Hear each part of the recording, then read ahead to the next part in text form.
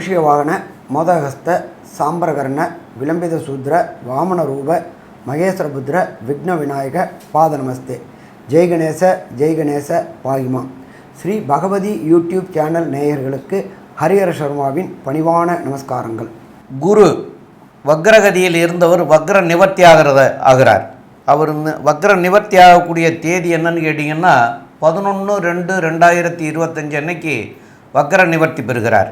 அப்போ இந்த வக்ர நிவர்த்தி பெற்றால் எப்படி இருக்கும் அப்படிங்கிறத பற்றி பார்க்கறதுக்காக சக்தி ஜோதிட குழுவின் சார்பாக அடியேன் சக்தி சோமையாகிய நானும் டாக்டர் ஆஸ்ட்ரோ KS ஐயங்கார் அவர்களும் டாக்டர் ஹரிஹர சர்மா ஐயா அவர்களும் வந்திருக்கின்றோம். இப்பொழுது நம்முடைய குரு வக்ர நிவர்த்தி பலன் அப்படின்னு சொல்கிற போது இந்த வக்ரமாகிற தேதி அன்னைக்கு கிரகங்கள் எந்த நிலையில் இருக்குது அப்படிங்கிறதெல்லாம் ஐயா டாக்டர் ஹரிஹர சர்மா ஐயா அவங்க சொல்லுவாங்க. நமஸ்காரம். நிகழும் மங்களகரமான குரோதி வருஷம். குரோதி வருஷத்துலேயும் பார்த்தோம் அப்படின்னாக்க தை மாதம் 29ஆம் தேதி இருக்கிறதுலையே வசந்த கிழமையான செவ்வாய்க்கிழமை அன்னைக்கு குரு வக்ர நிவர்த்தி அடைகிறாரு. குரு ஒவ்வொரு இதுக்கும் ராசிக்கு கிடக்கிறதுக்கு சற்றேறக்குறைய 360 நாள் ஆகும். ஏன் அப்படின்னு கேட்டிங்கனாக்க ஆங்கில கணக்குப்படி 365 நாள், லீப் வருஷம்னா 365 நாள், நம்மளுடைய தமிழ் பஞ்சாங்கத்துப்படி 360 நாள். அப்போ சற்றேறக்குறைய 9 நட்சத்திர பாதத்துக்கும் 9×4 36 வருஷம், 360 நாள்.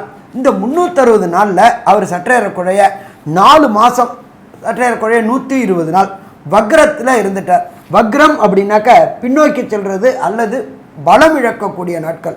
இப்போ இந்த பலம் இழந்த நாட்களில் முடிச்சுட்டு திருப்பி குரு தன்னுடைய ரிஷப வீட்டில் பலம் பெறக்கூடிய நாள் அப்படின்றதான் வக்ர நிவர்த்தி நாள்.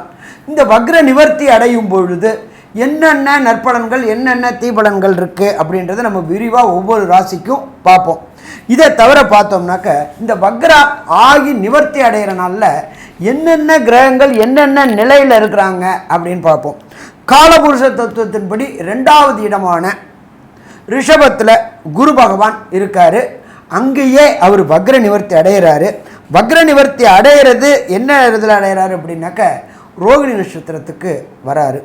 அங்கேயே 90 நாள், அதாவது 90 நாள் இருக்க போகிறாரு. அடுத்த குரு பெயர்ச்சி அப்படின்றது 11 மே 2025 அன்னைக்கு அடுத்த குரு பெயர்ச்சி. அப்போ இதில் பார்த்தோம் அப்படின்னாக்க இந்த 360 நாளில் வக்ரகதி 120 நாள், வக்ரம் இல்லாமல் ஒரு 90 நாள், 210 நாள், பாக்கி அதில் ஒரு 150 நாள். அப்போ டோட்டலாக பார்த்தா 240 நாள் குரு வக்ரம் இல்லாமல் இருந்தது, 120 நாள் வக்ரத்தோடு இருக்கிறது. வக்ர பலன்களை நீங்கள் இப்போ இந்த காலகட்டங்களில் அனுபவிச்சிருப்பீங்க. வக்ரம் பலம் இழந்தது. இப்போ வக்ரம் நிவர்த்தி ஆகக்கூடிய காலகட்டங்களில் என்னென்ன நற்பலன்கள் பார்ப்போம். காலபுருஷ தத்துவத்தின்படி 2வது ராசியான ரிஷபத்தில் குரு பகவானும், 3வது இடமான மிதுனத்தில் செவ்வாய் பகவானும், 6ஆம் இடமான கன்னியில் கேது பகவானும், இதை தவிர பெயர் அன்னைக்கு சூரிய பகவான் மகர சங்கரமணத்தில் மகரத்திலையும், புத பகவானும் சனி பகவானும் கும்பத்திலையும், சுக்கிரனும் ராகுவும் காலபுருஷ தத்துவத்தின்படி 12வது ராசியான மீனத்திலையும் இருக்கிறாங்க. இதில் என்ன ஒரு விசேஷம் அப்படின்னாக்க சுக்கிர பகவானை பொறுத்தளவுக்கு பரிவர்த்தனை யோகம் பெற்றிருக்கிறாரு. குருவோடைய வீட்டில் சுக்கிரனும் சுக்கிரனோட வீட்டிலேயே குருவும். அப்போ இதுக்கு என்ன பலன் அப்படின்னாக்க அந்தந்த கிரகங்கள் அந்தந்த இடத்துல ஆட்சி பெற்றதற்கு சமானம். அப்போ தனக்காரனான குரு, கலத்திரக்காரனான சுக்கிரன் அந்தந்த வீட்டில் ஆட்சி பெற்று பலம் பெற்று இருக்கிறாங்க. இந்த வக்ர நிவர்த்தி முடிஞ்ச விட்டு திருமண தடைகள், கடந்த காலகட்டங்களில் குரு வக்ரமாக இருந்ததுனால திருமண தடைகள் தாமதங்கள் ஏற்பட்டு இருந்த அத்தனை பேருக்குமே திருமண தடைகளும் தாமதங்களும் விலகக்கூடிய காலகட்டங்கள். சரி, இதை தவிர இந்த குரு நிவர்த்தி அடையக்கூடிய காலகட்டங்களில் நாம் செய்ய வேண்டிய எளிய பரிகாரங்கள் என்னென்ன, எல்லா ராசிக்காரங்களுமே இந்த சொல்லக்கூடிய எளிய பரிகாரங்களை செய்யலாமா? செய்யலாம். அது என்னென்ன எளிய பரிகாரம் அப்படின்றத டாக்டர் ஆஸ்ட்ரோ KS ஐயங்கார் அவங்க விரிவாகவும் விளக்கமாகவும் சொல்லுவாங்க. ஐயா, அற்புதமாக சொன்னீங்க. அதாவது குரு வக்ர நிவர்த்தி காலகட்டம்னு பார்த்தேன்னா இப்போ ஒரு 90 நாள் இருக்கார். அதாவது குரு ஒரு ராசிக்கும் ஒரு வருஷம் இருக்கக்கூடிய காலகட்டம். பொதுவாகவே 5ஆம் இடம், குருவிலிருந்து 5ஆம் இடத்துல சூரியன் இருந்து அவர் 8ஆம் இடம் 7ஆம் இடத்தை தாண்டி வரக்கூடிய காலகட்டத்தில் வக்ர நிவர்த்தி அடைகிறார். 9ஆம் இடம் வரக்கூடிய இடத்துல சூரியன் வரக்கூடிய இடத்துல வக்ர நிவர்த்தி அடைகிறார். இப்போ பார்த்தாலேயானால் குரு வக்ர நிவர்த்தி அடைகிறார், பெரிய விசேஷம். அதை தவிர சுக்கிரனோட பரிவர்த்தனை யோகமும் இருக்குது. இதனால் வந்து மிகப்பெரிய ஏற்றத்தை கொடுக்கக்கூடிய காலகட்டமாக போகிறது. இந்த காலகட்டத்தில் சில ராசிக்காரர்களுக்கு சற்று பிரச்சனைகள் இருக்கக்கூடும். அவர்களுக்கு பார்த்தீங்கன்னா எளிய பரிகாரம் அப்படின்னு சொல்லக்கூடியது குரு காயத்ரி மந்திரத்தை சொல்கிறது ரொம்பவும் நல்லது. குரு காயத்ரி மந்திரம் அப்படின்னு சொல்லக்கூடியது என்ன அப்படின்னா, ஓம் ரிஷபத்வஜாய வித்மஹே கிருணிஹஸ்தாய தீமஹி தன்னோ குரு பிரச்சோதயாத்து அப்படின்ற குரு காயத்ரி மந்திரமும், அதை தவிர இன்னொரு காயத்ரி மந்திரம் இருக்குது குருவுக்கு. அது ஓம் குருதேவாய வித்மஹே பிரம்மானந்தாய தீமஹி தன்னோ குரு பிரச்சோதயாத்து அப்படின்ற இந்த குரு காயத்ரி மந்திரத்தை ஒரு நாளைக்கு 3 முறையாவது சொல்லிட்டு வர்றதன் மூலியமாக உங்களுடைய பிரச்சனைகள் படிப்படியாக, அதாவது சூரியனை கண்ட பனி போல விலகக்கூடிய காலகட்டமாக இருக்கும். அதை தவிர பார்த்தேனால் இந்த சின்ன ஸ்லோகம்னு சொல்லக்கூடிய குரு பிரம்மா குரு விஷ்ணு குரு தேவோ மகேஸ்வரா குரு சாக்ஷாத் பரபிரம்மா தஸ்மை ஸ்ரீ குரவே நமஹா அப்படின்னு சொல்லக்கூடிய இந்த ஸ்லோகத்தையும் 3 தரம் ஒரு நாளைக்கு சொல்லிட்டு வர்றதன் மூலியமாகவும், அருகில் இருக்கக்கூடிய குரு பகவான் இல்லைன்னா தட்சிணாமூர்த்திக்கு நெய் விளக்கு 3 விளக்கு வியாழக்கிழமை போடுறதன் மூலியமாகவும், மஞ்ச வஸ்திரங்கள் தானம் கொடுக்கறதும் மஞ்சள் கலர் பழங்கள் தானம் கொடுக்கறதன் மூலியமாகவும் நிச்சயமாக இந்த குருவினால் ஏற்படக்கூடிய பிரச்சனைகள், குருவினால் ஏற்படக்கூடிய தடங்கல்கள் நிச்சயமாக இந்த மேஷம் முதல் மீனம் வரை இருக்கக்கூடிய ராசிக்காரர்களுக்கு விலகும். இதை தவிர பார்த்தேன்னா ஒரு குரு பிரச்சனைகள் இருக்கக்கூடியவர்களுக்கு, அதாவது எந்த ராசிக்காரர்களுக்கு பிரச்சனைகள் இருக்கோ அருகில் இருக்கக்கூடிய கோவிலில் போயிட்டு உங்களால் முடிஞ்ச அளவுக்கு தானங்கள் தர்மங்கள் கொடுக்கறதும், கல்விக்கு கூட கொஞ்சம் உங்களால் முடிஞ்ச அளவுக்கு செலவு பண்ணுறதும், நெய் வந்து தானம் கொடுக்கறதும் ஒரு பெரிய ஏற்றத்தையும் மாற்றத்தையும் உங்கள் வாழ்வில் நிச்சயமாக கொண்டு வந்து தரும். இப்போது மேஷம் முதல் மீனம் வரை ஒரு ராசியாக குருவினுடைய வக்ர நிவர்த்தி என்ன ஒரு பெரிய மாற்றத்தை ஏற்படுத்தும் அப்படின்றத ஒன்றொன்னா பார்க்கலாம். மகரம், உத்திராடம், திருவோணம், அவிட்டம் இந்த 3 நட்சத்திரம் 9 பாதங்களை கொண்ட ராசி. ராசியின் அதிபதினு சொல்லக்கூடியவர் சனி. 7.5 சனி நடக்கிறது, பாத சனி நடக்கிறது. இப்போது உங்களுக்கு குரு வக்ர நிவர்த்தி அடைகிறது பெரிய ஆறுதலை கொடுக்கக்கூடிய காலகட்டமாக அமையும். 5ஆம் இடத்துல போய் குரு இருக்கிறது, புத்திர காரகன் புத்திர ஸ்தானத்தில் இருக்கிறது ரொம்பவுமே விசேஷம். இதில் ஒரு பெரிய விசேஷம் என்னென்னு பார்த்தீங்கன்னா, 5ஆம் அதிபதியும் 5க்கு 11ன்னு சொல்லக்கூடிய 3ஆம் இடத்துல இருக்கிறதும் குருவும் சுக்கிரனும் பரிவர்த்தனையாகி இருக்கிறதும் பெரிய ஏற்றத்தை கொடுக்கக்கூடிய காலகட்டம். இதனால் பார்த்தேனால் உங்களுடைய உடல்நிலை நல்லபடியாக இருக்கக்கூடிய காலகட்டம். இவ்வளோ நாளாக உடல்நிலையில் சற்று பின்னடைவு இருந்து கொண்டே இருந்திருக்கும், அது வந்து இப்போ இருக்காது. உடல்நிலை நல்ல ஒரு ஏற்றத்துடன் இருக்கக்கூடிய காலகட்டம். அது தவிர பார்த்தேனால் குழந்தை பிராப்தி, குழந்தைக்குன்னு எதிர்பார்த்து கொண்டு இருக்கக்கூடிய கணவன் மனைவி, அதாவது ரொம்ப நாளாக வந்து கல்யாணமாகி குழந்தை பிராப்தி இல்லாதவர்களுக்கு இப்போ குழந்தை பிராப்தி ஏற்படக்கூடிய வாய்ப்புகள் மிகவும் அதிகமாக இருக்கும். ஏன்னா 5ஆம் இடத்துலையே குரு பகவான் வக்கரகதியில் வேற இருக்கார். 5ஆம் அதிபதியான சுக்கிரனும் வக்கரகதியில் வர, பரிவர்த்தனை யோகத்தில் வர. இது வந்து பெரிய ஏற்றத்தை கொடுக்கக்கூடிய காலகட்டமாக அமைய போகிறது. உங்களுக்கு புதிய பதவி, புகழ், கௌரவம், அந்தஸ்து இதெல்லாம் வரக்கூடிய காலகட்டமாக அமைய போகிறது. இந்த காலகட்டத்தில் பார்த்தீங்கன்னா உங்களுடைய குழந்தைகள் மூலியமாக உங்களுக்கு பெருமை வரக்கூடிய காலகட்டமாக இருக்கும். முயற்சிகள் எல்லாமே வெற்றி பெறக்கூடிய காலகட்டமாக அமைய போகிறது. 3ஆம் இடத்தில் சுக்கிரன் உச்சம் பெற்று போயிருக்கிறதன் மூலியமாக மூத்த சகோதர சகோதரிகள் மூலியமாக நல்ல ஒரு ஏற்றமான காலமாக அமைய போகிறது. இந்த மகர ராசிக்காரர்கள் அதுவும் வந்து பார்த்தேனால் அதாவது வழக்கு, அதாவது நீதிமன்றம், வழக்கு, போலீஸு, யூனிஃபார்ம் சர்வீசஸ்ஸு, அதை தவிர வந்து இந்த அரசியல் சார்ந்த, அதற்கு பிறகு இந்த ஹெச்ஆராக இருக்கிறவங்க, ஹியூமன் ரிசோர்ஸஸில் இருக்கிறவங்க, அட்மினிஸ்ட்ரேஷனில் இருக்கிறவங்க, இவங்களுக்கெல்லாம் பெரிய ஏற்றம் கிடைக்கும். அதை தவிர இரும்பு சம்பந்தப்பட்ட தொழில், கருப்பு நிற மண் சம்பந்தப்பட்ட தொழில், கருப்பு நிற ஆடை சம்பந்தப்பட்ட தொழில், எள்ளு, எண்ணெய், இந்த மாதிரியான விஷயங்கள் வந்து ஒரு பெரிய ஏற்றத்தை கொடுக்கக்கூடிய காலகட்டம். பாவக்காய் பயிர் வைக்கிறது, அதை தவிர வந்து உளுந்து, இது வந்து அதாவது முழு உளுந்து, இதெல்லாம் வந்து ஒரு பெரிய ஏற்றத்தை கொடுக்கக்கூடிய காலகட்டமாக அமைய போகிறது. இந்த காலகட்டத்தில் பார்த்தாலேயானால் குரு உங்களுடைய ராசிக்கு 5ஆம் இடத்துல இருக்கார். 5ஆம் இடத்துல இருக்கிற குரு பரிவர்த்தனை யோகம் வேற பெற்றுருக்கார். இதன் மூலியமாக பார்த்தோம்னா பெரிய ஏற்றம் கிடைக்கக்கூடிய காலகட்டமாக இருக்குது. முயற்சிகள் எல்லாமே வெற்றி பெறும். அதுவும் வந்து கலைத்துறையில் இருக்கிறவங்க, எழுத்து பணியில் இருக்கிறவங்க, இவங்களுக்கெல்லாம் ஒரு பெரிய ஏற்றம். ஏன்னா உங்களுடைய ராசிக்கு 5 10க்கு உண்டான, அதாவது 5 10 அப்படின்னு சொல்லக்கூடிய ஒரு திரிகோண கேந்திரத்துக்கு உண்டானவர் உச்சம் பெற்று 3ஆம் இடத்துல போயிருக்கிறதுனால எழுத்து பணியில் இருக்கிறவங்களுக்கெல்லாம் பெரிய ஏற்றம். தொழிலில் வந்து ஒரு பெரிய பாக்கியம் கிடைக்கக்கூடிய காலகட்டம். அதுவும் பரிவர்த்தனை யோகம் பெற்று இருக்கிறதுனால கண்டிப்பாக உங்களுக்கு தொழிலில் வந்து ஒரு பெரிய பாக்கியமும் ஏற்றமும் கிடைக்கக்கூடிய காலகட்டம். பண வரவிற்கு பஞ்சம் இருக்காது. உடல்நிலையில் நல்ல ஒரு ஏற்றம் இருக்கக்கூடிய காலகட்டமாக இருக்குது. இந்த காலகட்டத்தில் பார்த்தாலேயானால் குருவினுடைய பார்வை, அதாவது குருவுக்கு 5 7 9ன்னு 3 பார்வைகள் இருக்குது. இந்த பார்வைகள் மூலியமாக இந்த மகர ராசிக்காரர்களுக்கு என்ன பெரிய ஏற்றமும் மாற்றமும் வரக்கூடியதாக இருக்கும் அப்படின்னு டாக்டர் ஹரிஹரசர்மா ஐயா கிட்ட கேட்போம். ஐயா நல்லா அற்புதமாக சொன்னீங்க ஐயா. இப்போ ரிஷபத்தில் இருக்கிற குருவை பொறுத்தளவுக்கு எப்பொழுதுமே பார்த்த இடம் மேலாகும், சிறப்பாகும் அப்படின்றது ஜோதிட சாஸ்திரத்தில் சொல்கிறது. அதை தவிர குரு நின்ன இடத்துலையும் மேன்மைப்படுத்துவார் அப்படின்றது ஜோதிட சாஸ்திரத்தில் சொல்லியிருக்கிறது. அப்போ குருவை பொறுத்தளவுக்கு 5ஆம் இடத்துல நிற்கிறாரு. 5ஆம் இடம் அப்படின்றத பொறுத்தளவுக்கு பூர்வ புண்ணிய புத்திரஸ்தானம்.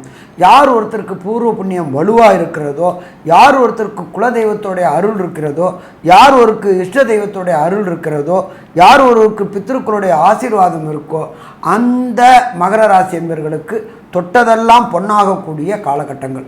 இதுவரை தடைகளும் தாமதங்களும் மட்டுமே இருந்துட்டு இருந்துச்சு. எதை தொட்டாலும் பிரச்சனை, என்ன வந்தாலும் பிரச்சனை, எல்லாமே இருந்துட்டு இருந்துச்சு. 7.5 சனி ஆட்டி படைச்சிட்டு இருந்துச்சு. குருவுடைய கருணை பார்வை கிடைச்சதுனால இந்த மகர ராசி என்பவர்களுக்கு பித்ருக்களுடைய ஆசீர்வாதம், குலதெய்வத்துடைய ஆசீர்வாதம், இஷ்ட தெய்வத்துடைய ஆசீர்வாதம் எல்லாம் கிடைக்கும்போது மேன்மையான நிலையை அடையக்கூடிய வாய்ப்புகள் இந்த மகர ராசி என்பவர்களுக்கு உண்டு. அதை தவிர பார்த்தோம்னாக்க குருவுக்கு விசேஷ பார்வை அப்படின்றது 5ஆம் பார்வை. 5ஆம் பார்வையாக உங்களுடைய ராசிக்கு 9ஆம் இடத்தை பார்க்குறாரு. அப்போ 9ஆம் இடம்ன்றது ஹையர் எஜுகேஷன் சம்மந்தப்பட்டது. உங்கள் இந்த மகர ராசியை சேர்ந்த படிக்கின்ற குழந்தைகளாக இருந்தால் அது ஆணாக இருக்கட்டும், அது பொண்ணாக இருக்கட்டும், அதுவும் பொறுத்தளவுக்கு 9ஆம் இடம்ன்றது உயர்கல்வி ஸ்தானம் அப்படின்றோம், மேல்கல்வி ஸ்தானம் அப்படிம்போம். ஐஐடி, ஜேஇஇ, நீட்டு, ஐபிஎஸ், ஐஏஎஸ் இதை மாதிரி எழுதுகிற அத்தனை மகர ராசியை சேர்ந்த குழந்தைகளுக்கும் வெற்றி வெற்றி வெற்றி கிடைக்கக்கூடிய வாய்ப்புகள் உண்டு. இதுவரை தடையும் தாமதமும் இருந்த அத்தனை குழந்தைகளுக்கும் வெற்றி கிடைக்கக்கூடிய வாய்ப்புகள் உண்டு. அதே போல் காம்படிட்டிவ் எக்ஸாம் சொல்லக்கூடிய ஐஐடி, ஜேஇஇ, நீட்டு இந்த தேர்வு எழுதக்கூடியவங்க, அதே போல் அரசு உத்தியோகத்துக்கு தமிழ்நாடு அரசு உத்தியோகம் தான் டிஎன்பிஎஸ்சியும், மத்திய அரசு உத்தியோகம் அப்படின்னாக்க யூபிஎஸ்சி தேர்வு எழுதக்கூடிய மகர ராசி குழந்தைகளுக்கு இந்த காலத்தில் எதிர்பாராத வெற்றி கிடைக்கக்கூடிய வாய்ப்புகள் உண்டு. விரும்பிய பல்கலைக்கழகத்தில் விரும்பிய கோர்ஸ் கிடைக்கக்கூடிய வாய்ப்புகள் உண்டு. அதற்கு தனக்காரனான குருவுடைய ஆசீர்வாதமும் உண்டு. சரி, இதை தவிர அவர் பார்க்கக்கூடிய இடம் அப்படின்றது குருவுக்கு சதசப்தம பார்வை. சதசப்தம பார்வை அப்படின்றது உங்களுடைய 11ஆம் இடத்தை பார்க்குறார். 11ஆம் இடம் அப்படின்றது ஜோதிட சாஸ்திரத்தில் சொல்கிறது லாபஸ்தானம் மற்றும் இருதார அமைப்புக்கு உண்டான 2வது தாரம் பார்க்கக்கூடியவங்களுக்கு. இந்த மகர ராசியை சேர்ந்த அன்பர்களுக்கு திருமண முறிவு ஏற்பட்டு 2வது தாரம் பார்த்துட்டு இருந்தாங்கன்னாக்க இந்த குரு வக்கரத்துக்கு அப்புறம் அதற்குண்டான வாய்ப்புகளும் கிடைக்கக்கூடிய வாய்ப்புகள் இந்த குரு வக்ர நிவர்த்திக்கு அப்புறம் உண்டு. குரு வக்ரம் அப்படின்ற பொறுத்தளவுக்கு சற்றே குறைய 90 நாள் இருக்கார். இந்த 90 நாளில் அத்தனை சுப நிகழ்வுகளும் நிகழும். இதை தவிர குருவுக்கு விசேஷ பார்வை அப்படின்றது 9ஆம் பார்வை. 9ஆம் பார்வையை அவர் ராசியை பார்க்குறார். எப்போ பிரகஸ்பதியான தனக்காரகனான குரு ராசியை பார்க்குறாரோ அப்போ எடுக்கின்ற முயற்சிகள் அத்தனையுமே ஜெயமாகக்கூடிய வாய்ப்புகள் உண்டு. ஜெயம் அப்படின்னாக்க என்ன அப்படின்னாக்க வெற்றி எதில் நாம் எடுக்கக்கூடிய அத்தனை முயற்சியிலையும் சுயமுயற்சியிலையும் வெற்றி கிடைக்கும்பொழுது தானாக பணம் வரக்கூடிய வாய்ப்புகள் உண்டு. அதை அப்போ அடுத்தது பார்த்தோம் அப்படின்னு சொன்னாக்க 3ஆம் இடமான முயற்சி ஸ்தானத்தில் 5 குடைய சுக்கிரனும் 5ஆம் இடத்துக்கு அதிபதியான சுக்கிரன் 3ஆம் இடத்துலையும் பரிவர்த்தனை யோகம் பெற்றிருக்கிறாங்க. பரிவர்த்தனை யோகம் அப்படின்னாக்க அந்தந்த கிரகங்கள் அந்தந்த இடத்துல ஆட்சி செய்யக்கூடிய தன்மைக்கு ஒப்பானது. அங்கே பார்த்தோம்னா சுக்கிரன் உச்சம் பெற்று இருக்கிறார். சொன்ன சொல் வெல்லக்கூடியது. அப்போ ஒருத்தர் சொன்ன சொல் வெல்லணும் அப்படின்னு சொன்னால் முயற்சி கடுமையாக இருக்கும், வெற்றி பெறக்கூடிய வாய்ப்புகள் உண்டு. அப்போ போல் திருமண தடை தாமதம் ஏற்பட்டுட்டு இருந்தவங்களுக்கு, நீண்ட நாட்களாக அந்த மகர ராசிக்காரங்களுக்கு திருமணத்துக்கு பார்த்துக்கிட்டே இருக்கேன் சாமி, ஏதாவது ஒரு தடை வந்துக்கிட்டே இருக்குது, நிறைவேறலை அப்படின்னு நினச்சிட்டு இருக்காங்க. இவங்களை பொறுத்தளவுக்கு வரக்கூடிய 11/2/2025 11 மே 2025 கண்டிப்பாக நிச்சயதார்த்தம் நடந்துரும். வரக்கூடிய 2025 எண்டுக்குள்ளார திருமணம் நடந்துரும். அதே போல் திருமணம் நடந்து ரொம்ப நாளாக சந்தான பாக்கியம் என்கின்ற வம்சம் விருத்தி ஆகாத மகர ராசி என்பவர்களுக்கு வம்சம் விருத்தியும் உண்டாகும். என்ன அப்படின்னாக்க குரு 5ஆம் இடத்துல இருக்கிறதுனால இவ்வளோ காரியங்களும் நடக்கும். சரி, ஒரு சில மகர ராசி என்பவர்களுக்கு நடக்கின்ற தசாவோ புத்தியோ அந்தரமோ சூட்சமோ சரியில்லை அப்படின்னு சொன்னால் எந்த தெய்வத்தை வணங்குறது, எந்த கோயிலுக்கு போகிறது, அங்கே போயிட்டு என்னென்ன தானங்கள் பண்ணுறது அப்படின்றத பற்றி ஐயா டாக்டர் சக்தி சோமையா அவங்க விரிவாகவும் விளக்கமாகவும் சொல்லுவாங்க. ரொம்ப அற்புதமாக தெளிவாக விவரமாக 2 பேருமே சொன்னீங்க. இப்போது மகர ராசிக்காரர்களுக்கு 7.5 சனிங்கிறது ஒன்று நடந்துகிட்ருக்கிறது. நாம் பார்த்துட்ருக்கிறது வந்து குருவனுடைய வக்கர நிவர்த்தி பலனை தான் பார்த்துட்ருக்குறோம். இருந்தாலும் உங்களுக்கு இந்த காலகட்டத்திலே அதுவும் நடக்கிறது அப்படிங்கிறதுனால நீங்கள் வந்து அவசியமாக போய் வழிபட வேண்டிய தெய்வம் அப்படின்னு இந்த குரு பயிற்சிக்காகவும் இந்த சனி 7.5 சனி இருப்பதனாலேயும் இதற்காக அவசியம் போய் வழிபட வேண்டிய தெய்வம் அப்படின்னு சொன்னீங்கன்னா, தூத்துக்குடி மாவட்டத்தில் ஆழ்வார் திருநகரி அப்படின்னு ஒரு ஊர் இருக்குது. அது வந்து நவ திருப்பதியில் அதுவும் ஒரு ஸ்தலம். அப்போ அந்த ஸ்தலத்தில் ஆதிநாத பெருமாள் இருக்கார், அங்கே ஆதிநாத வள்ளியும் இருக்காங்க. அப்போ இந்த ஆதிநாத பெருமாள் ஆதிநாத வள்ளியை போய் வழிபடணும். ஏன் அங்கே போய் வழிபடுறோம் அப்படின்னு சொன்னால், அங்கே வந்து இந்த ஆதிநாத பெருமாள் வந்து பிரம்மாவுக்கே குருவாக இருந்த ஸ்தலம் அது. அதனால் வந்து இப்போ வந்து நம்ம வந்து குருவை பற்றி தான் பேசிகிட்ருக்குறோம். அதனால் அதுவும் ஒரு குருஸ்தலம். அந்த குருஸ்தலத்துக்கு போய் வழிபடணும். அதுலேயும் வியாழக்கிழமைகளில் போய் வழிபடுறது மிக மிக சிறப்பாக இருக்கும். மேலும் வந்து உங்களுக்கு ஐயா சொன்னது மாதிரியா தசாநாதன், புத்திநாதன், அந்தரநாதன், சூட்சமம் இப்படியெல்லாம் இருக்கக்கூடியதுகளில் ஏதாவது ஒன்று சரியில்லாமல் இருந்தால் கூட எல்லாமே சரியாகக்கூடியது வந்து ஒரே வழி தான தர்மங்கள் பண்ணுறது தான். அந்த தான தர்மங்கள் எப்படி பண்ணணும் அப்படின்னு கேட்டால், இந்த இப்போ நம்ம குருவனுடைய எதுக்காக பார்க்குறதுனால குருவுக்கு உகந்தது வந்து மஞ்சள் நிறம். அப்போ மஞ்சள் நிறத்திலால் செய்யப்பட்ட, அதாவது மஞ்சள் நிறத்திலே உண்டாயிருக்கும். அதாவது வாழைப்பழம் மஞ்சள் நிறத்தில் இருக்குது, எலுமிச்சம்பழம் மஞ்சள் நிறத்தில் இருக்கிறது, சந்தன பவுடர் அது மஞ்சள் நிறத்தில் இருக்குது. இதுகளெல்லாம் தான தர்மங்கள் பண்ணணும் ஏழை எளியவர்களுக்கு. அதுவும் பண்ணால் மாத்திரம் பத்தாது, வஸ்திர தானங்களும் பண்ணணும் ஏழை எளியவர்களுக்கு. அதே போல் குரு அப்படின்னா படிப்பை சொல்லி கொடுக்குறவர் அப்படின்னு சொல்கிற எல்லா கலைகளையும், அப்போ குருவாக இருந்து தான் யார்கிட்டையாவது ஒரு குருகிட்ட இருந்து தான் கற்றுக்க முடியும். எந்த குருவும் இல்லாமல் எதையும் கற்றுக்க முடியாது. அப்போ தான தர்மங்கள் பண்ணுறதுலையும் வந்து இந்த வஸ்திர தானங்கள் அவசியமாக பண்ணணும். அந்த தானங்கள்லாம் பண்ணிங்கன்னா கண்டிப்பாக உங்களுக்கு மாத்திரம் இல்லாது உங்களுடைய சந்ததிகள் 3 தலைமுறைகளுக்கும் அது வந்து பலனளிக்கும். அப்போ உங்களுடைய சந்ததியும் நல்லா இருக்கும், சந்ததி விருத்தி அடையும், இதெல்லாம் கிடைக்கக்கூடியது. அப்போ இந்த தான தர்மங்களை அவசியம் செய்யணும். இதையெல்லாம் போய் பண்ணிட்டு வந்தால் கண்டிப்பாக நல்லா இருக்க முடியும். மேற்கொண்டு உள்ள விவரங்களை பற்றி நம்முடைய டாக்டர் ஆஸ்ட்ரோ கே ஐயங்கார் அவங்க சொல்லுவாங்க. ஐயா, மகரம் சிகரம் தொடக்கூடிய காலகட்டம். இவ்வளவு நாள் தகரமாக இருந்தவர்கள் சிகரத்தை நோக்கி பயணித்து சிகரத்தின் உச்சியில் போகக்கூடிய வாய்ப்புகள் மிகவும் அதிகம்.